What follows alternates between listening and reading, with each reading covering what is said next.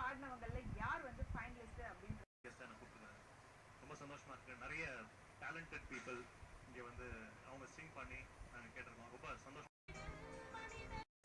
Entertain பண்றதுக்காக அடுத்த performance வந்துட்டு இருக்குங்க. அதாங்க நம்மளுடைய வினோதோட மிமிக்ரி பெர்ஃபார்மன்ஸ் உங்களுக்காக. சின்ன இன்சிடென்ட்டை முதல்ல சொல்லிட்டு நம்ம நிகழ்ச்சிக்கு போயிடலாம்.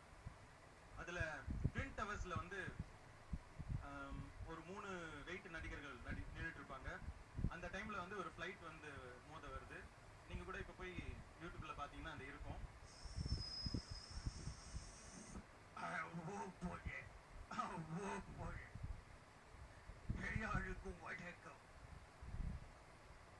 அப்பா அங்க நிறுத்தப்பா, அங்க பாருப்பா ஃப்ளைட் வந்துட்டு இருக்க. நம்ம பாரதியார் என்ன சொல்ற பாப்போம். பச்சைம மலைபோல் மேனி பவளவாய் கமலச்செங்கல் வாடி வாடி நாட்டுக்கச்சு விஷம வந்து மாற்றிக்கிட்டு தண்ணி வச்சு கும்பமிட்டு எம்பெருமான் முருகப்பெருமானுக்கு கும்பாபிஷேகம் பண்றா. அந்த டைம் பார்த்து வெள்ளி தேவான வராங்க. அந்த டைம் பார்த்து நம்ம முருகப்பெருமான் பாடுறாரு, வாடி வாடி நாட்டுக்கட்ட விஷமா வந்து மாற்றிக்கிட்டு. அப்ப அங்க பாருப்பா ஃப்ளைட் வந்து இடிக்க வருது. அது அறிவு கட்ட முண்டும் அது ஃப்ளைட் இல்ல, எம்பெருமான் முருகப்பெருமான் மயில் வாகனத்துல வந்துட்டு இருக்கான். வேலண்டைன்ஸ் டேக்கு ஒரு பழைய நடிகர்கள் வந்து ப்ரொபோஸ் பண்ணா எப்படி இருக்கும்? என்னால முடிஞ்ச பண்ணி காட்டுறேன்.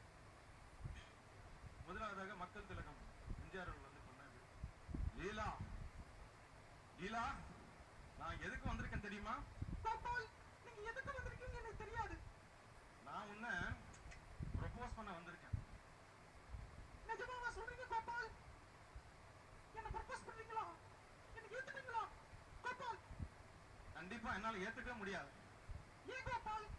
நான் கோபாலே இல்ல, உன் எதிர் வீட்டு ராஜா. அப்புறம் ப்ரொபோஸ் சொன்னீங்களே கோபால்?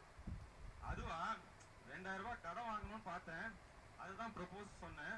முதல்ல உங்க மூக்க கண்ணாடி எடுத்து மாட்டுங்க, நான் வரேன். ஆனந்த யாழை மீட்டுகிறாயடி.